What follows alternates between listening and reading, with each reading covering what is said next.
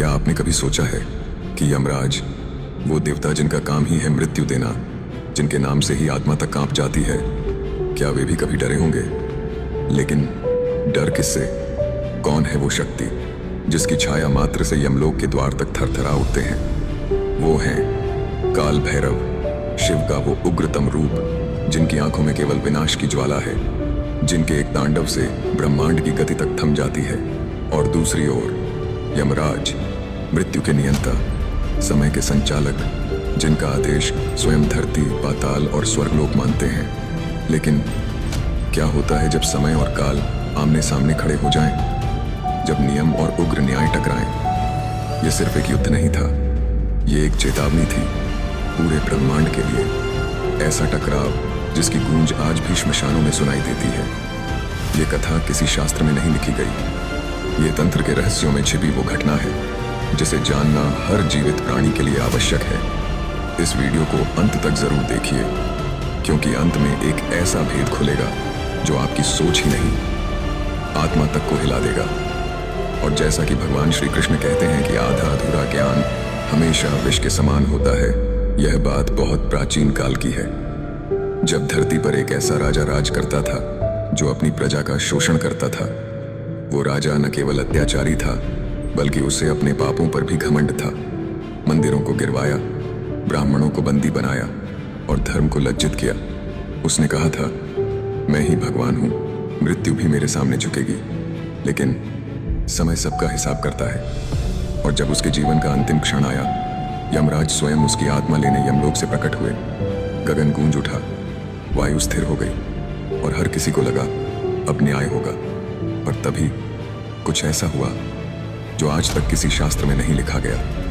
वह पापी राजा मृत्यु से भयभीत होकर रातों रात एक तांत्रिक साधक के पास गया। उसने रुद्राक्षों से जड़े हुए भैरव तंत्र का पाठ करवाया और उसी मंत्र बल से उसने काल भैरव को आमंत्रित कर लिया।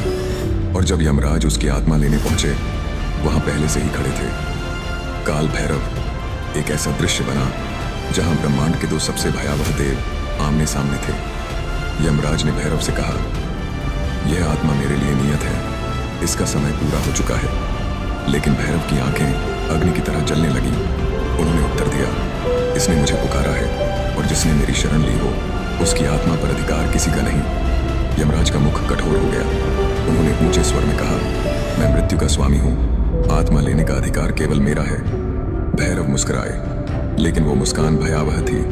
उन्होंने तीव्र स्वर में कहा, मैं काल हूं और काल किसी नियम का दास नहीं होता, मैं स्वयं नियम हूं। इसी एक वाक्य से आकाश हिल गया, दिशाएं कांप उठीं और ब्रह्मांड में पहली बार ऐसा हुआ कि मृत्यु और काल आमने सामने खड़े हो गए। देवताओं ने अपने नेत्र बंद कर लिए, ऋषियों ने ध्यान में प्रवेश कर लिया और साक्षात ब्रह्मा, विष्णु, महेश तीनों इस टकराव को देख रहे थे।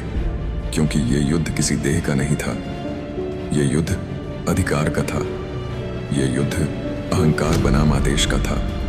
और यही युद्ध बना सृष्टि के सबसे भयानक टकराव की शुरुआत। ले भारी तांडव बीत, डमरू की आवाज, गरजते बादल, युद्ध के घोड़ों की ध्वनि, बीच बीच में धीमे मंत्र। और फिर वो क्षण आया जब भैरव और यमराज आमने सामने खड़े थे। एक ओर काल भैरव, शिव का रौद्रतम रूप, जिनकी जटाओं से अग्नि निकलती है, जिनकी आंखों में तांडव जलता है और जिनके हर कदम से पृथ्वी कांपती है। दूसरी ओर यमराज, धर्म के संरक्षक, समय के संचालक, जिनके पास गदा नहीं संकल्प है और जिनके आदेश से मृत्यु स्वयं कार्यरत होती है। युद्ध आरंभ हुआ और सबसे पहले भैरव ने त्रिशूल उठाया। उस त्रिशूल से निकली अग्नि ने आकाश के रंग बदल दिए और जैसे ही त्रिशूल धरती पर पड़ा, यमलोक तक कांप उठा। यमराज ने अपनी गदा उठाई, वो गदा जिसे एक बार घुमाने से प्रलय की गति तक बदल सकती है। उन्होंने आकाश में वार किया और भैरव के चरणों के नीचे की भूमि हिलने लगी। ब्रह्मांड में पहली बार काल और मृत्यु की ऊर्जा एक ही जगह पर टकरा रही थी। नक्षत्र कांपने लगे, ग्रह अपने मार्ग से डगमगा गए और उस समय देवताओं ने अपने सिंहासन छोड़ दिए। इंद्र, वरुण, अग्नि सभी आकाश से इस युद्ध को देख रहे थे, लेकिन कोई भी हस्तक्षेप करने का साहस नहीं कर सका, क्योंकि यह युद्ध केवल शक्ति का नहीं था, यह युद्ध सिद्धांतों का था। एक ओर भैरव की शरण का संकल्प, दूसरी ओर यमराज का धर्म का कर्तव्य। भैरव की एक पुकार से आकाश में रुद्रगण प्रकट हुए और यमराज के एक संकेत पर यमदूतों की सेना उतरी। लेकिन लड़ाई अभी देवताओं तक सीमित थी। भैरव और यमराज की टक्कर ने पूरे ब्रह्मांड को स्थिर कर दिया था। और तभी एक वार हुआ, ऐसा वार जिसकी ध्वनि तीनों लोकों में गूंजी। भैरव का त्रिशूल यमराज की गदा से टकराया और उस एक टकराव से समय ठहर गया। उस पल ना दिन था, ना रात, ना काल था, ना गति, बस एक असीम शून्य जिसमें केवल दो शक्तियां थीं, काल और मृत्यु। और जब युद्ध अपने चरम पर था, जब भैरव का त्रिशूल और यमराज की गदा ब्रह्मांड के नियमों को तोड़ने ही वाले थे, तभी एक दिव्य प्रकाश ने आकाश को चीर दिया। समय ठहर गया और आकाश में साक्षात शिव प्रकट हुए। उनके नेत्र शांत थे पर उनके ललाट पर तीसरा नेत्र जला हुआ था। उनकी जटाओं से निकल रही गंगा और त्रिशूल से उठती तेजस्वी ज्वाला पूरे दृश्य को दिव्यता से भर रही थी। उन्होंने अपनी दृष्टि नीचे युद्ध भूमि पर डाली और एक शांत परंतु आदेशात्मक स्वर में कहा, भैरव, तुम मेरे रक्षक हो। तुम्हारा रौद्र रूप धर्म की रक्षा के लिए है, लेकिन मृत्यु का नियम भंग नहीं होगा। नियम सृष्टि की सबसे पहली सांस है। यमराज ने तुरंत अपना सिर झुका लिया। उनकी आंखों में आभार था और उत्तरदायित्व भी। लेकिन भैरव शांत नहीं थे। उनकी आंखों में अब भी ज्वाला जल रही थी और उन्होंने कहा, प्रभु, जब अधर्मी जीवित रह जाए, जब पापी राजगद्दी पर बैठा रहे और धर्म चीख चीख कर न्याय मांगे, तब मृत्यु का नियम मौन क्यों रहे? उस समय क्या न्याय का अधिकार केवल काल का नहीं होना चाहिए? क्या मैं जो रुद्र हूँ, जो शरणागत का रक्षक हूँ, उसे यमराज के आदेश के सामने सिर झुका देना चाहिए? शिव कुछ क्षण मौन रहे। उनके नेत्र बंद हो गए और उन्होंने कहा, यही तो ब्रह्मांड की सबसे बड़ी चुनौती है, नियम और न्याय के बीच का संतुलन। एक पक्ष कहता है कर्तव्य, दूसरा पक्ष कहता है करुणा। और तभी ब्रह्मांड के दर्शकों के लिए एक प्रश्न उठता है, अगर आप होते तो किसका साथ देते?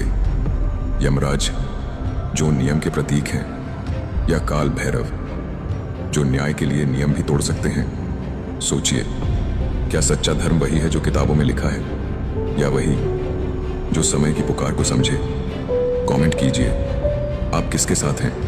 भैरव जो धर्म के लिए क्रोध हैं, या यमराज जो सृष्टि के नियम हैं? और जब ब्रह्मांड की सारी शक्तियां इस भयानक युद्ध के समापन की ओर बढ़ रही थीं, तब शिव ने अपने त्रिशूल से हवा काटते हुए आदेश दिया, रुको, युद्ध अब और नहीं बढ़ना चाहिए।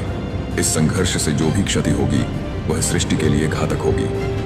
भैरव ने शिव की आज्ञा मानी, पर उनकी आंखों में अभी भी क्रोध की चमक बाकी थी।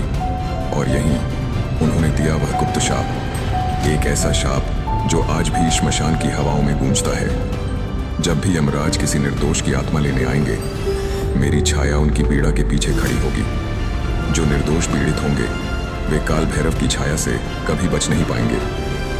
यही कारण है कि आज भी हर श्मशान के द्वार पर काल भैरव की मूर्ति पहरेदारी करती है। वह एक संरक्षक और साथ ही एक चेतावनी है। यह शाप न केवल एक पुरानी कथा है, बल्कि ब्रह्मांड की न्याय प्रणाली का एक गहरा रहस्य भी है। क्या आप जानते हैं क्यों काल भैरव को सबसे भयानक देवता माना जाता है? क्यों यमराज तक उनके सामने झुकते हैं? यह शाप ही उसका जवाब है। एक शाप जो न्याय के लिए जन्मा था और जो अधर्म के लिए सबसे बड़ा डर है।